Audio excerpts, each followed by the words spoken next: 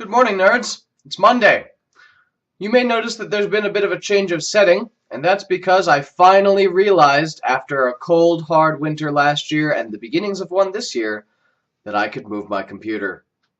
Thank you all for waiting. I'll pause for your laughter. Go on. I don't mind. Done? Okay, good. I'd like to begin with discoveries. So that's one. A second. Iced spiced cider is delicious. I recommend it. And finally, dragon scale is a very difficult chainmail weave to do if you listen to the people who tell you what size the ring should be. It's so dense and let me show you. That gives you a little bit of an idea, but the camera's having kind of a hard time focusing on it. Let me give you an intense close-up.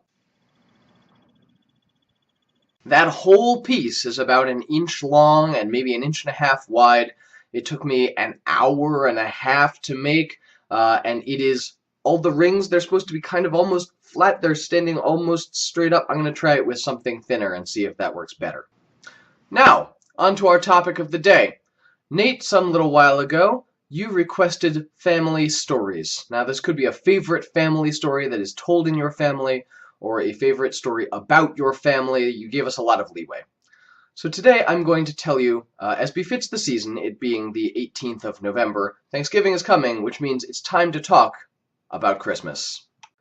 You know, at least according to, like, big box stores. So this story comes to you courtesy of my mother.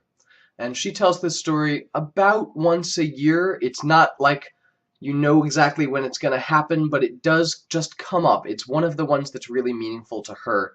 And so I retell it here kind of in her honor. And before we begin, I need to do a little research to make sure that I've got all the details and the numbers right, because they do matter. Okay, just a second. So I'm wanting to tell the story of the wrapping paper that you always tell. And I'm trying to remember, what year was it? 1978, thank you. And the two of you combined previously were making around 7,000, is that right? Then went to making 21,000 when he got that job, just him? 20,000. That's really all I needed, actually. Okay, so it's 1978. That's 2 years before my sister was born, 2 years before they moved to the house where I grew up. They're both working part-time. Together, they're making about $7,000. I can hear you now. You're saying, but Eric, I don't live in 1978. I need some context. Well, okay. Typity-typity, type, and we find the inflation calculator. So $7,000 in 1978 is equivalent to $25,138.70 in today's dollars. A cumulative increase in inflation of 259.1%, in case you're curious. So that's where we're at in 1978. Together, they're both making about $25,000 in today's money. So then, my dad gets hired by IBM, right out of college. And suddenly, they're making $20,000 a year on just his salary alone. That's $71,824.85 in today's dollars. And as my mother always puts it when she tells this story, we were rich. We felt rich.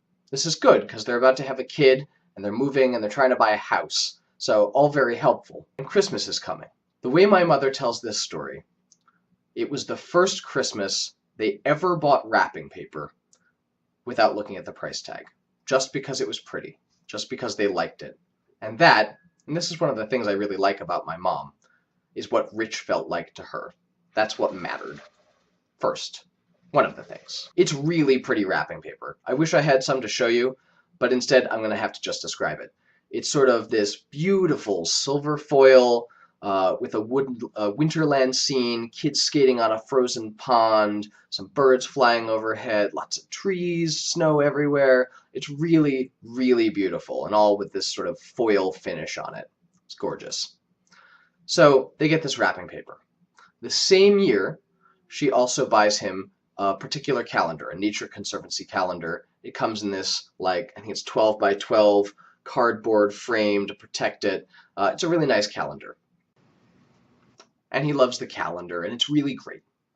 And in my family, maybe in yours too, people are really careful about how they unwrap stuff, maybe infuriatingly so for people who are outsiders to the process. It's this slow, meditative, I've got a pocket knife and I carefully slit the tape and I check, is there another place I don't want to tear it, and I slit it again and I unwrap it. It takes a long time.